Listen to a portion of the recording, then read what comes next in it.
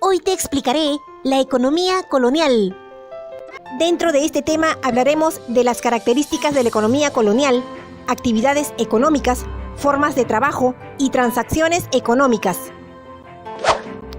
Características de la economía colonial. Fue mercantilista. El mercantilismo planteaba que la riqueza de un país se basaba en la acumulación de metales preciosos como el oro y la plata. Por esta razón, España convirtió a la minería en su principal actividad económica.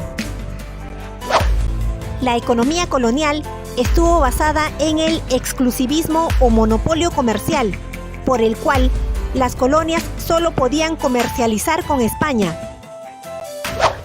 La economía colonial se basó en el intervencionismo, es decir, el control directo que ejercía España sobre todas las actividades económicas de sus colonias, con una serie de prohibiciones que no permitieron el desarrollo de estas. Las actividades de la época colonial fueron: la minería. En 1545 se descubrió la mina de Potosí, que concentró la mayor producción de plata en el virreinato. Asimismo, Potosí producía el 50% de toda la plata en el mundo. En 1564 se descubrieron las minas de mercurio en Huancavelica.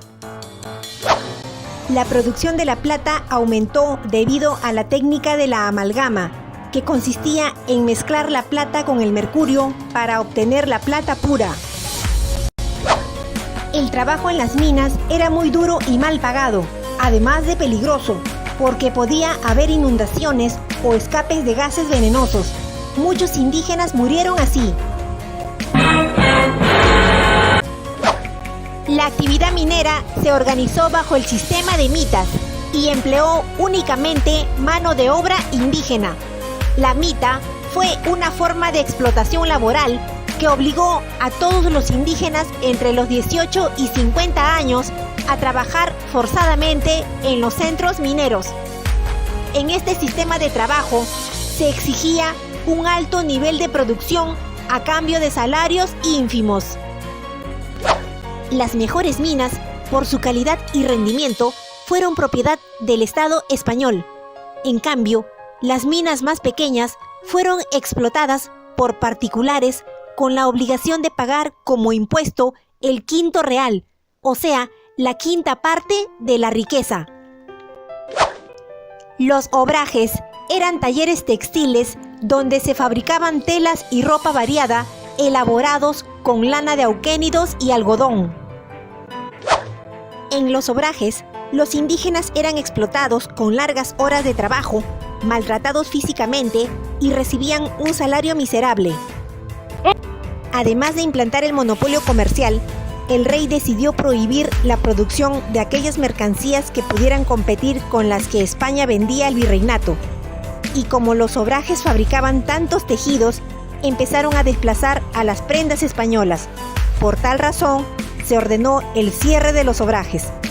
Sin embargo, los virreyes no siempre cumplían las órdenes venidas de España y permitieron que estos siguieran funcionando. El comercio estuvo regido por la ley del monopolio comercial, por el cual las colonias solo debían intercambiar productos con España. Por lo tanto, una colonia no podía comerciar con ningún otro país europeo ni con otra colonia española en América. En un monopolio existen muchos compradores, pero solo una empresa vendedora. Como no existe competencia, la empresa vendedora puede poner el precio que quiere a sus productos, descuidar la calidad de los mismos o ser incapaz de satisfacer la demanda de todos los compradores por ser el único vendedor.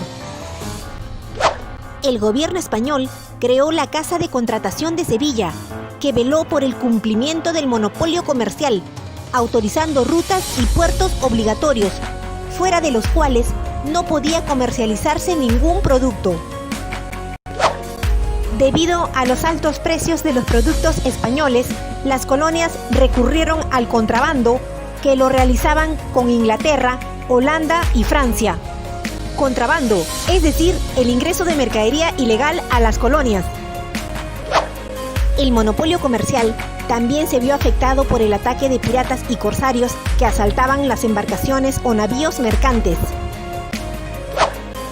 La agricultura se desarrolló en las haciendas, que eran grandes extensiones de tierra cuyos dueños eran españoles o criollos.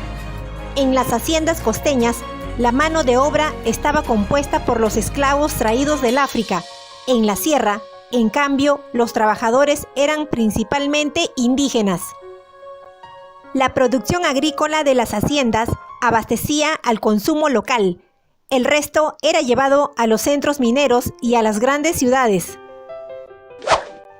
Si bien la mayoría de las haciendas producían alimentos para las ciudades y centros mineros, algunas se especializaron en elaborar productos de exportación como vino, aguardiente, azúcar y jabones.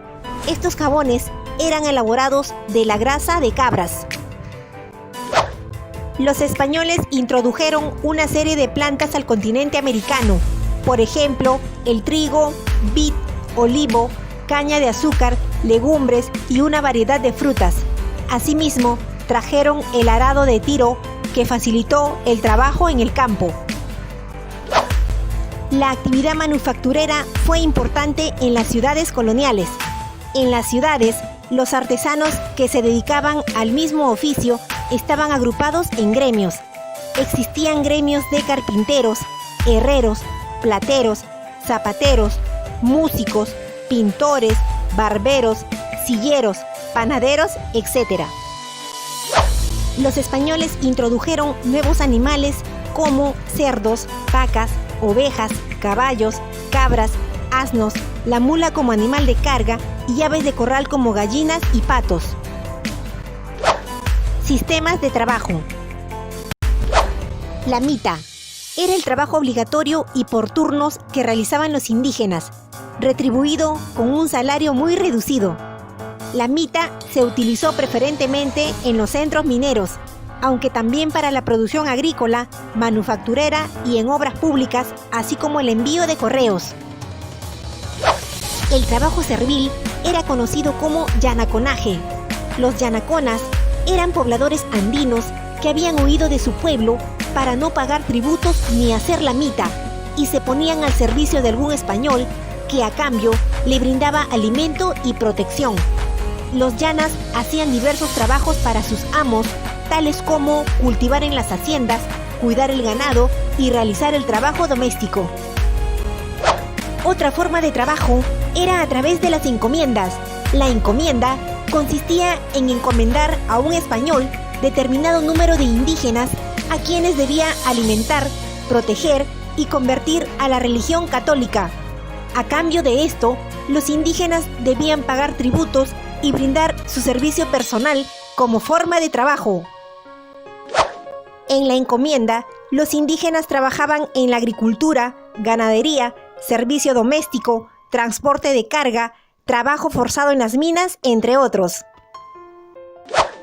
Uno de los problemas del sistema de encomienda fue el abuso y la explotación que sufrían los indígenas por parte de los españoles, motivo por el cual posteriormente fueron suprimidas. Otro grupo forzado de trabajadores era el de los esclavos negros traídos del África, quienes se dedicaban básicamente a las faenas agrícolas en las haciendas costeñas y al servicio doméstico en las ciudades. A raíz de las guerras de conquista y las enfermedades traídas por los españoles, la población indígena descendió en un gran porcentaje, razón por la cual la población negra fue traída a América por la necesidad de mano de obra. Los esclavos podían obtener su libertad mediante la compra o la liberación por parte de su amo. De esta manera, pasaban a ser trabajadores independientes que se dedicaban a diferentes oficios menores en las ciudades españolas.